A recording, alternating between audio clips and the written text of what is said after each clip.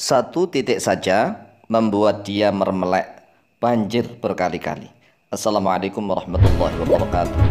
Bismillah walhamdulillah wassalatu wassalamu ala rasulillah Sayyidina wa maulana Muhammadin ibn Abdillah wa ala alihi wa sahbihi wa mawalah wa la hawla wa la quwwata illa billah amma ba'd. Saudaraku kaum muslimin wal muslimat rahimakumullah, yang tidak lupa dan tidak bosan-bosannya senantiasa kami doakan semoga Allah Azza wa Jalla memberikan kesehatan, sehat walafiat lahir dan batin. Semoga Allah Jalla Jalaluh memberikan rezeki yang melimpah ruah, harta yang barokah, menjadikan anak-anaknya anak-anak yang soleh dan solihah, dzurriyyahnya dzurriyyah yang thayyibah, hidupnya sukses, bahagia dan selamat di dunia dan di akhirat. Amin amin Allahumma amin.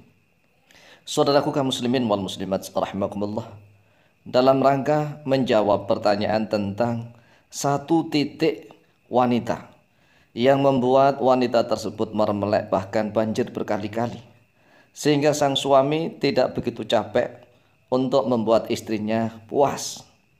Di manakah satu titik tersebut terletak menurut keterangan para ulama? Oleh sebab itulah, sebelum kami menjawabnya, maka akan kami jelaskan terlebih dahulu menurut keterangan dari para dokter zaman masa kini. Kita lihat di alodokter.com. Alodokter.com, yaitu satu titik tersebut disebut G-spot atau Gravenberg spot. Ini satu titik, ini disebut dengan nama G-spot atau G-spot. Merupakan sebuah istilah yang merujuk kepada bagian tertentu pada organ kelamin dalam wanita yang bersifat sensitif dan dapat memicu terjadinya orgasme ketika berhubungan seksual apabila mendapatkan stimulasi. Akan tetapi, daerah G-spot ini masih sering diperdebatkan secara medis dan masih belum diketahui secara pasti titik lokasinya terletak di bagian mana. Ini kalau menurut keterangan alodokter.com. Jadi masih diperdebatkan sebenarnya terletak di daerah mana. Oleh sebab itulah, menurut keterangan Dr. Boyke itu berbeda lagi. Jadi kalau Dr. Boyke sudah menentukan titik letaknya G-spot, ya, titik paling puncak, paling merangsang begitu. Sehingga kalau memang seorang laki-laki mampu untuk mengetahui letaknya satu titik itu, hanya satu titik. Jadi ibarat titik itu kalau sudah terpegang, ya sudah akan menjadi kejang-kejang, menjadi mermelek. Ini kalau menurut keterangan daripada Dr. Boyke. Tetapi kalau menurut keterangan para ulama tidak seperti itu. Kalau menurut keterangan ulama dari para generasi muslim, para sarjana muslim itu, ya sebenarnya ditanyakan kepada istrinya. Itulah yang paling tepat. Paling tepat itu, mohon maaf, sang suami ini kan tidak boleh hanya mengandalkan tenaganya saja. Yang penting saya kuat misalnya, yang penting panjang, yang penting besar, yang penting mampu untuk durasi sekian jam. Tetapi kalau tidak mampu dan tidak pandai, tidak lihai untuk merangsang bagian tubuh istrinya, bisa-bisa sang suaminya kalah, KO begitu. Oleh sebab itulah, menurut para ulama, sekali lagi, menurut para ulama muslim, sarjana muslim, dari tahun ke tahun, dari zaman ke zaman.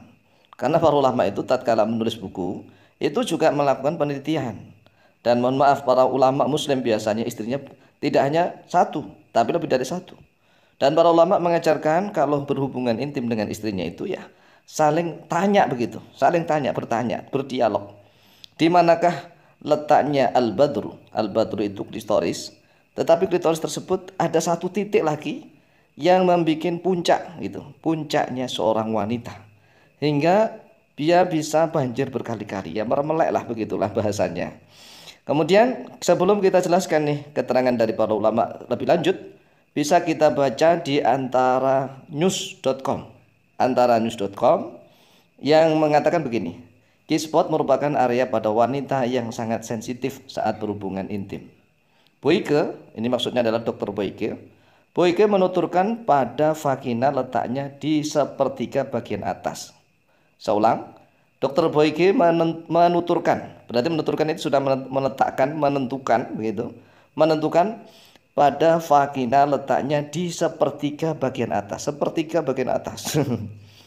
Pria perlu memperkirakan secara tepat titik ini demi menghindari munculnya rasa sakit bagi wanita. Jadi pria perlu memperkirakan. Nah, perkiraan ini kan tidak sama dengan apa yang dirasakan oleh istrinya. Ya. Jadi pria ini bukan hanya memperkirakan tetapi mengetahui secara pasti begitu.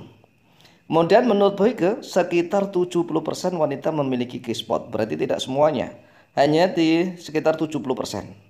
Oleh sebab itulah kalau seorang laki-laki yang sudah menjadi suaminya nggak boleh malu-malu. Demikianlah istrinya juga nggak boleh malu-malu. Misalnya nih suaminya melakukan rangsangan, rabaan.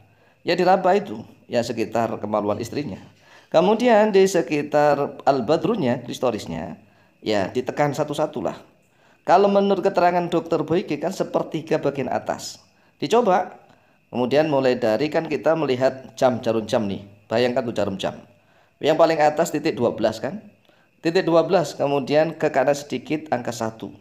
Kemudian ke bawah sedikit angka 2. Kemudian angka 3, angka 4, 5, 6 paling bawah. Kemudian memutar ya 7, 8, 9, 10, 11. Di antara angka 1 dan angka 11, ya kan? Karena angka 12 paling atas nih, di antara angka 1 dan angka 11. Kalau angka 1 itu berada di agak kanan, angka 11 di kiri. Lah, inilah yang perlu ditanyakan kepada istrinya. Apakah ini yang memang benar-benar menjadi titik puncak kenikmatan bagi istrinya? Dan istrinya kan insya Allah jujur begitu. Lah, kalau istrinya jujur, maka suami mendapatkan suatu kepastian. Bukan hanya perkiraan, tetapi suatu kepastian. Oleh sebab itulah suami istri dalam hal ini hendaklah saling terbuka. Karena apa? Suaminya ingin mendapatkan kenikmatan, kepuasan dengan istrinya. Demikian pula istrinya juga ingin mendapatkan kepuasan, kenikmatan dengan suaminya. Maka hendaklah suami istri menurut para ulama saling jujur dalam masalah ini. Demikianlah penjelasan kami. Semoga bermanfaat. Fitini wa tinul akhirah. Lebih kurangnya mohon maaf. Wallahu ta'ala a'lamu bishawab.